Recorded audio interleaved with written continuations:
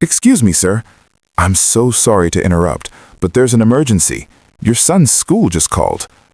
Lawson Harding looked up from the worst blind date of his life to find a waitress standing beside his table, her eyes apologetic but insistent. He'd never seen her before, had no son, and certainly hadn't given the restaurant his number. But something in her expression, a quiet desperation mixed with kindness, made him pause. His date, Veronica, a woman his business partner had set him up with, had spent the last 40 minutes discussing her yacht, her designer wardrobe, and her expectations for a husband's net worth. She hadn't asked Lawson a single question about himself. What? Lawson stammered. The waitress leaned closer, her voice dropping to a whisper. Please, just trust me. You need to leave. Now. Understanding flickered in Lawson's eyes. He looked at Veronica, who was already scrolling through her phone, barely noticing the interruption. I'm so sorry, he said, standing quickly. Family emergency. I have to go. Veronica waved dismissively without looking up. Fine, you're not really my type anyway. Too sincere. Outside the upscale restaurant, the cool evening air hit Lawson's face like a blessing. The waitress followed him out, pulling off her apron. She was younger than he'd first thought. Maybe 27, with auburn hair pulled back in a simple ponytail and eyes that held both exhaustion and warmth. Thank you, Lawson said, genuinely grateful. That was the longest hour of my life. How did you know? She smiled, a real smile that reached her eyes. I've been waitressing for 5 years. You learn to read people. You looked like a man trapped in his own life. She paused. I'm Tessa, by the way. Tessa Moreland. Lawson Harding. And you're absolutely right. I was trapped. He studied her more carefully. That was an incredibly kind thing you just did for a complete stranger. Tessa shrugged. Kindness doesn't cost anything. Besides, life's too short to waste on people who don't see you. Her phone buzzed. She glanced at it, and Lawson saw her expression shift, worry clouding her features. I need to get home. My son's babysitter has to leave early. You have a son? Wesley. He's 4. Smartest, sweetest kid in the world. His dad left when I was pregnant. Said he wasn't ready for responsibility, so it's just been the two of us figuring things out. Something in Lawson's chest tightened. Here was this woman working late shifts, raising a child alone, and she'd still taken the time to rescue him from his own privileged misery. Can I give you a ride home? It's the least I can do. Tessa hesitated. I don't usually accept rides from strangers. I'm the CEO of Harding Technologies. You can Google me right now. I promise I'm harmless. Just a lonely guy who's grateful for your kindness. She searched his face, then nodded. Okay, thank you. In Lawson's car, a modest sedan that surprised Tessa, they talked. She told him about Wesley, about her dreams of going back to school for nursing, about the small apartment they shared where the heating barely worked. Lawson found himself opening up in ways he hadn't in years.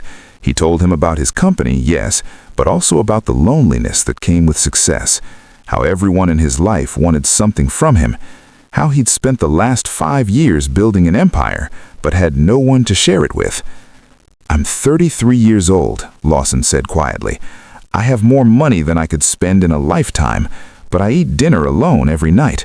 I go to charity galas surrounded by hundreds of people and feel completely invisible. Tonight's blind date, my business partner set it up because he's worried about me, said I need to put myself out there.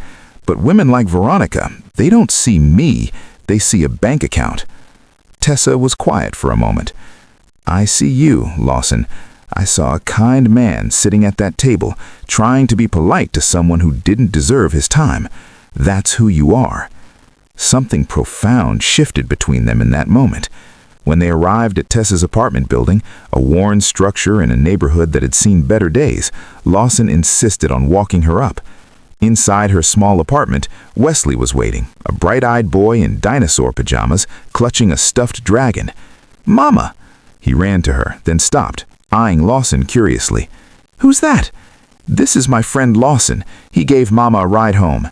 Wesley studied him seriously. Do you like dragons? I have 17. Lawson knelt down to Wesley's level. I love dragons. What are their names? Over the next hour, Lawson found himself sitting on a worn carpet, listening to Wesley explain the intricate hierarchy of his dragon collection, while Tessa made grilled cheese sandwiches in her tiny kitchen. It was the most real, most human evening he'd experienced in years. As he prepared to leave, Tessa walked him to the door. "Thank you tonight. For the ride, for seeing us. Can I see you again? Not as a date, just as friends. People who see each other." Tessa's eyes glistened. "I'd like that." Over the following months, Lawson and Tessa's friendship deepened naturally. He helped her enroll in nursing school, not with money, she'd refuse that, but with connecting her with scholarship programs and flexible childcare options. She taught him how to cook, how to laugh, how to find joy in simple moments. Wesley adored him, and Lawson discovered he loved being a presence in the boy's life, helping with homework, attending school plays, teaching him about science and space. What neither of them spoke about was the growing feeling between them. Tessa was afraid of being seen as a gold digger. Lawson was terrified of ruining the only genuine friendship he'd found. So they existed in this beautiful, complicated space of caring deeply, but not daring to name it. One evening, 9 months after that restaurant rescue, Lawson arrived at their apartment to find Tessa crying at the kitchen table. Wesley was at a friend's house for a sleepover. "What's wrong?" he asked, immediately concerned. "I got the nursing school acceptance," she said through tears.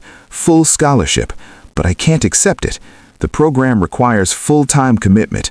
I can't work enough hours to pay rent and go to school. I'd have to choose between my dream and keeping a roof over Wesley's head." Lawson sat beside her. What if you didn't have to choose?" She looked at him confused. "Lawson, I can't take your money. We've talked about this."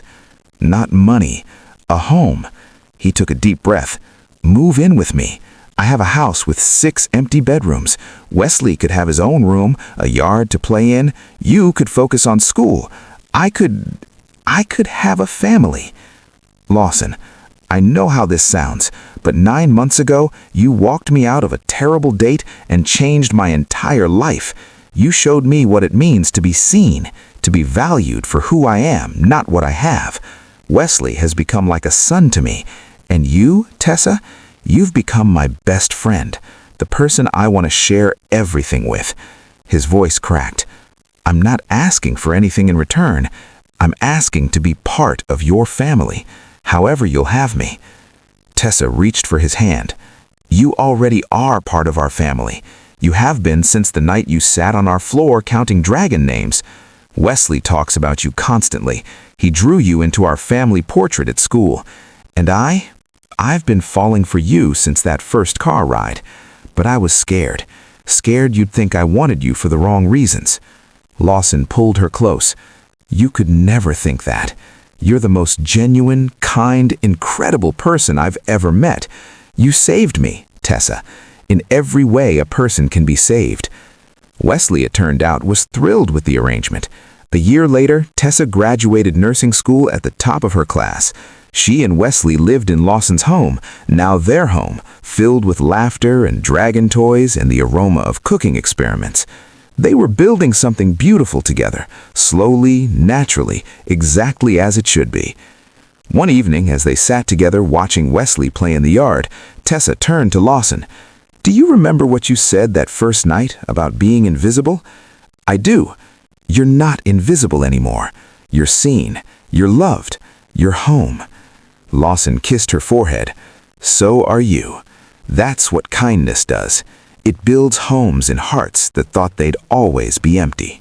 In this world where genuine connection feels increasingly rare, remember, one act of kindness can change everything. Seeing someone's pain and choosing to help without expectation of reward creates ripples that transform lives. Sometimes the people who seem to have it all are the loneliest. Sometimes a simple gesture, walking someone out of a bad situation, opens the door to a beautiful future neither person could have imagined. Love grows not from grand gestures, but from being truly seen and valued for who we are. If this story touched your heart, please like, share, subscribe, and comment.